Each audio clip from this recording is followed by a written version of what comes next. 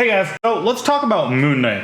Because in Moon Knight, our main character, Steven Grant, clearly has something wrong with his head. I mean, disassociative identity disorder, right? And yes, but that's not what we're talking about. Because while everyone has noticed that Marc clearly has multiple personalities, our pal Steven clearly has something else wrong with him. And we're gonna diagnose exactly what else is wrong with Steven right here. Here we go.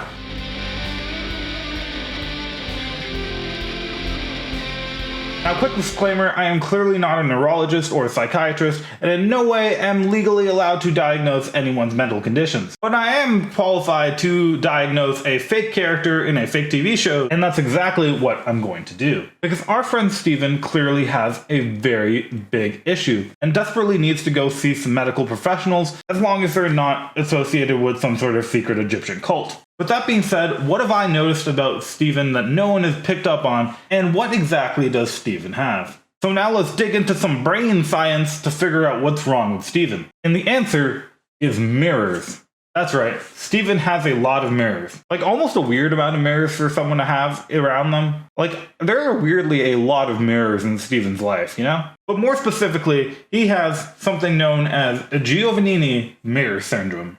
Giovannini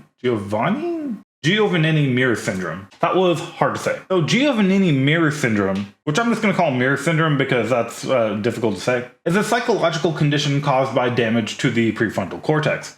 And it's based around a case that happened in Italy back in 2007, where the victim suffered extensive brain damage and lost his previous identity. And since then, this case has been fictionalized on the show House in Season 4 in the episode Mirror Mirror, where they do a form of an extreme version of this, which is mostly fictionalized. In fact, the disease itself is kind of fictionalized because it's only ever really happened twice, and that's definitely not enough for it to have its own disease name, or really even to be confirmed to be a real thing. But anyways, this form of mirror syndrome causes the victim to lose their previous identity. You really don't remember why we've been looking for this? Our adventures? And then, in the more interesting way, construct a new identity based off the information they have around them, using all kinds of clues that they see in their environment in order to figure out their identity. And this, of course, brings us to our friend Steven Grant, or Steven Grant, as he would say it. I'm Steven Grant. I work in a gift shop. Well, I used to work in a gift shop. Steven Grant finds himself in a flat in London, surrounded by books on Egyptology and a random book on French poetry. She's my favourite poet. No, she's my favorite.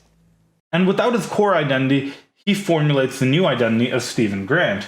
He lives in England, he must be British. His name tag says Steven Grant must be his name. And if he has a book on French poetry, that must surely be his favorite poet. And this is how the identity of Steven Grant got created. What the hell is going on?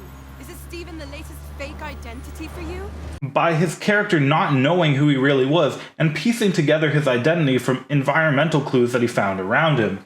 Because guys, Steven Grant isn't real. So does Steven Grant have mirror syndrome? And the answer, shockingly, is no. Because it's a much more normal dysfunction of the prefrontal cortex that does a much better job at explaining Steven Grant himself. See, when we're asleep, most of our brain is still very active. But the one thing that isn't very active is the prefrontal cortex. And housed within the prefrontal cortex is the executive control network. Now, this part of your brain does many things, but one of its key roles is deciding what makes sense and what doesn't.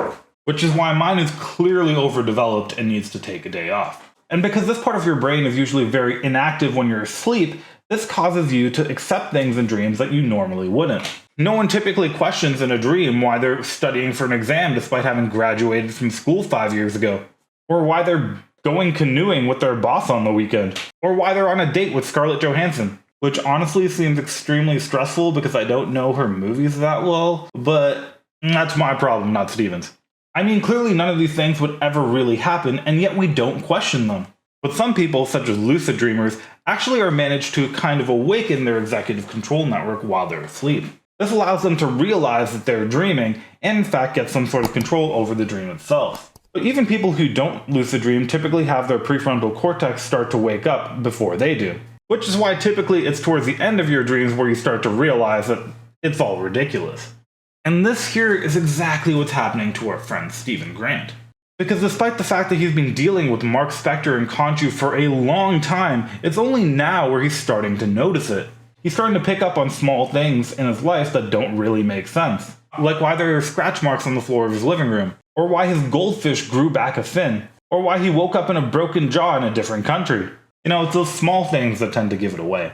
Stephen Grant has been asleep this whole time, and it's only now that he's starting to wake up, starting to finally become more cognizant of the reality that he is in. And as he gets stronger, he starts to develop more control and more of an active role in his relationship with Khonshu, Marc Spector, and his role as Moon Knight. But this increased realization and increased awareness in his environment is inevitably going to drive Steven to figure out the truth. That Marc Spector is not an identity that he created, but instead he is just a fake identity that was created by Marc. And Marc Spector is the true base identity the entire time. But anyways guys, that's just what I'm thinking. Did I do a half-decent job at diagnosing Stephen Grant's mental state?